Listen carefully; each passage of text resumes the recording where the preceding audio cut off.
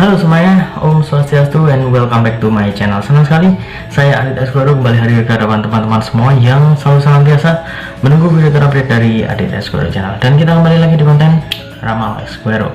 Di konten Ramal Esquero kali ini seperti biasa kita akan melanjutkan prediksi asmara setiap zodiak di bulan September tahun 2021.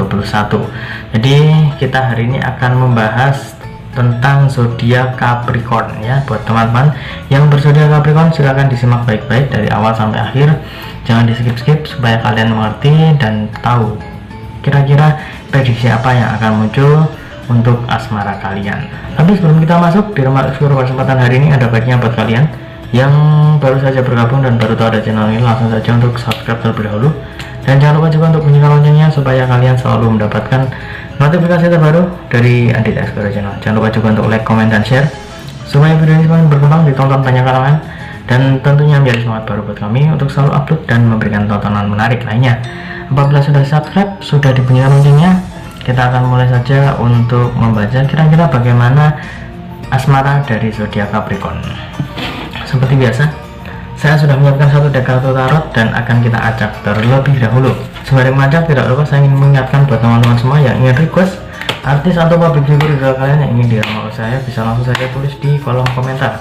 Jangan lupa sertakan nama dan juga apa yang ingin diramalkan tentang artis idola kalian tersebut. Boleh tentang karirnya, boleh tentang asmaranya, ataupun hubungan dia sama yang saat ini sedang digosipkan dengan dia, boleh banget.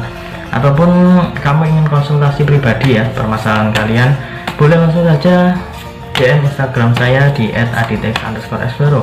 Jangan lupa syarat dan ketentuan berlaku karena ini adalah konsultasi yang berbayar. Oke, sudah cukup. Kita akan mulai untuk sesi yang pertama untuk Capricorn yang sudah memiliki pasangan. Seperti apa kira-kira prediksi dari hubungannya? Ini di kartu yang pertama ada Ace of Cups ya. Lihat di sini ada buah tangan ya, sedang mengangkat cangkir seperti ini, dan di sini terlihat ada air juga ya yang mengalir ke bawah.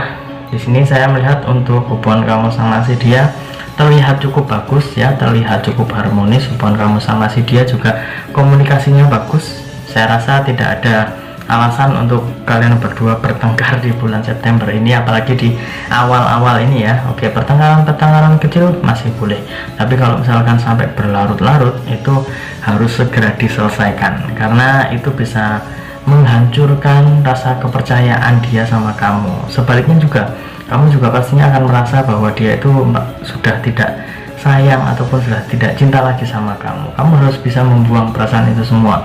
Jadi istilah September ceria ini harusnya kamu tanamkan di diri kamu dan juga pasangan kamu.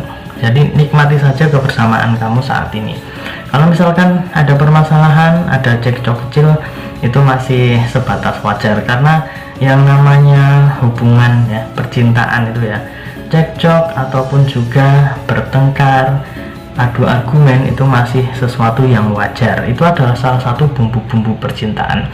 Tapi kalau saya lihat di kartu yang pertama ini, untuk Capricorn terlihat cukup bagus, jadi harus dinikmati dan juga dimanfaatkan dengan sebaik-baiknya supaya hubungan kamu sama si dia lebih bagus lagi. Next, langsung saja kita akan ambil kartu yang kedua.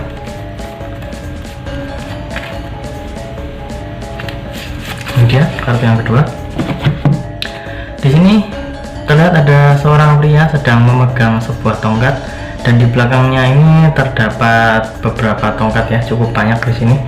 Di sini saya melihat untuk kamu sendiri lebih condong agak menyimpan rahasia ya. Di sini rahasianya sebenarnya bisa untuk di-share ke pasangan kamu. Kamu bisa ya, kalau misalkan sharing sama pacar ataupun sama pasangan, itu kan sesuatu yang wajar. Tapi kamu juga harus pandai memilih dan memilah yang bisa di-share yang mana, yang memang harus dipendam sendiri yang mana. Tapi di sini saya lihat ada cukup banyak hal yang mungkin bisa kamu bagi dengan pasangan kamu, sehingga beban pikiran kamu itu lebih berkurang. Jadi pola pikir, kemudian juga cara kamu menyampaikan ke dia itu harus lebih baik lagi. Kenapa kok dari pola pikir kemudian cara penyampaian itu lebih baik? Karena kalau misalkan kamu sharing sama dia dan menyampaikannya dengan baik, dia itu jadi tahu, oh ternyata pasanganku itu memiliki pola pikir seperti ini, saat ini dia sedang ada permasalahan, jadi harus dibantu, harus ditenangkan ya. Kalau misalkan ada seseorang yang bisa menenangkan hati kamu ya, kamu harus bisa memanfaatkan itu. Karena apa? Di dalam otak ya, kalau misalnya kita itu terlalu banyak masalah, tidak ada yang membuat kita tenang, tidak ada yang membuat kita agak lost gitu ya, itu pasti akan sangat sulit. Nah, dengan hadirnya pasangan kamu yang mengetahui permasalahan yang saat ini sedang kamu hadapi, itu pastinya akan sedikit mengurangi ya. Jadi itu adalah sesuatu yang sangat bermanfaat. Tapi ya seperti yang saya bilang tadi, kamu harus pandai memilih dan memilah mana yang bisa kamu share, mana yang tidak. Tapi di sini saya rasa kamu harus bisa lebih terbuka lagi dengan pasangan kamu. Bukan berarti dia itu ikut campur dengan masalah kamu, itu tidak. Tapi dengan dia tahu permasalahan kamu saat ini ya, dia bisa sedikit meringankan. Kalau misalkan permasalahan di luar, apalagi permasalahanmu pribadi, kemudian merembet ke hubungan kalian berdua, itu kan jadi toxic ya, jadi sesuatu yang mengganggu. Jadi jangan sampai terjadi hal-hal seperti itu. Next, kita akan mengambil kartu yang ketiga atau kartu yang terakhir. Ini dia.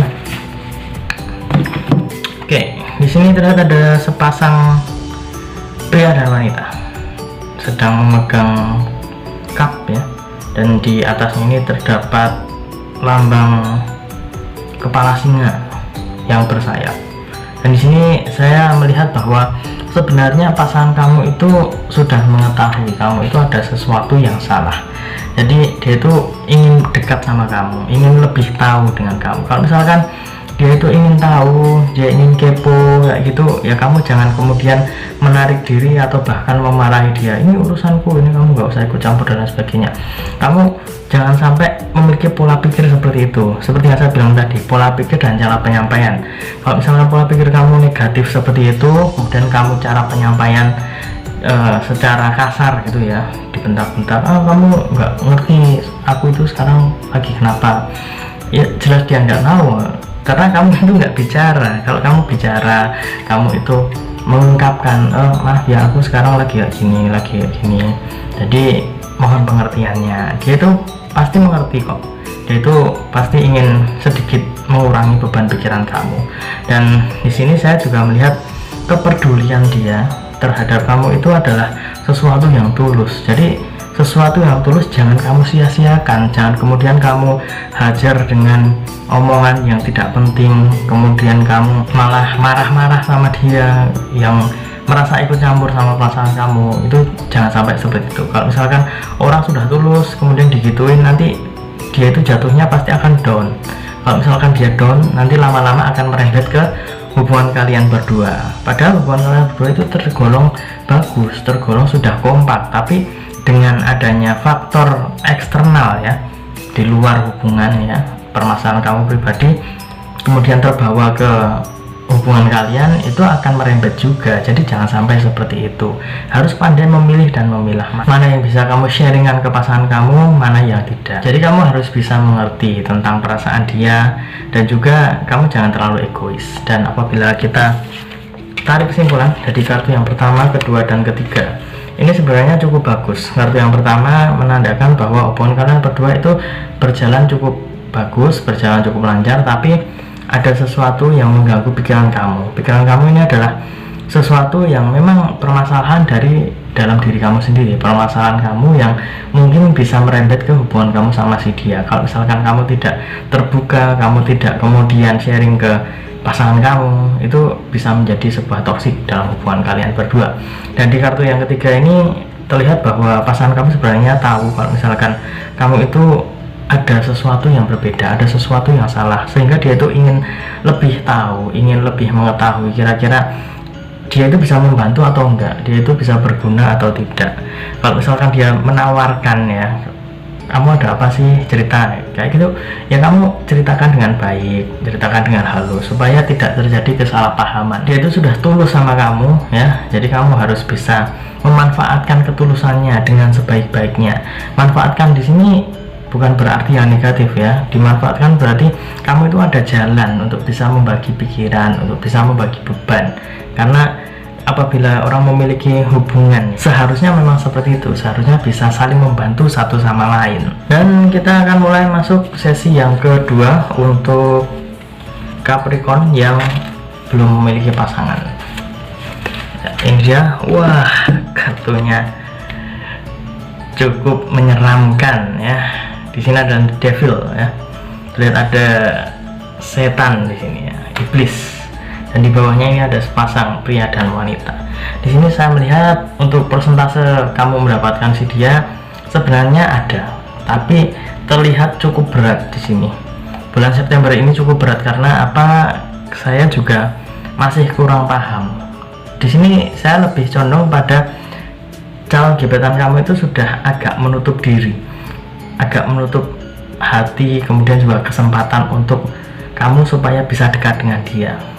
Di sini lebih condong bahwa dia itu sepertinya tidak memiliki perasaan yang sangat istimewa terhadap kamu. Jadi merasa bahwa oke lah, biasa-biasa aja, kayaknya nggak ada sesuatu yang spesial. Meskipun kamu sudah berusaha semaksimal mungkin, tapi saran saya sepertinya kamu harus menutup aja. Kamu harus lebih fokus untuk hal-hal yang lainnya saja daripada fokus untuk mendapatkan si dia. Karena saya rasa sebenarnya masih ada orang lain yang mungkin memiliki perasaan suka sama kamu, tapi kamu itu tidak terlalu memandang dia. Jadi kalau misalkan sekarang sudah rasa agak berat untuk mendapatkan calon gebetan kamu ataupun target kamu itu ya, lebih baik kamu mundur saja ya, kemudian kamu evaluasi kira-kira kekurangannya apa, kira-kira ada orang lain nggak sih yang sebenarnya itu sudah suka sama aku tapi kok aku tuh menyia-nyiakan ya. Jangan sampai seperti itu. Kalau misalnya ada sesuatu yang jelas ya, seharusnya kamu bisa mengambil kesempatan itu. Jangan kemudian terlalu mengikuti ego, terlalu mengikuti hawa nafsu ya, ingin mendapatkan si dia gitu ya.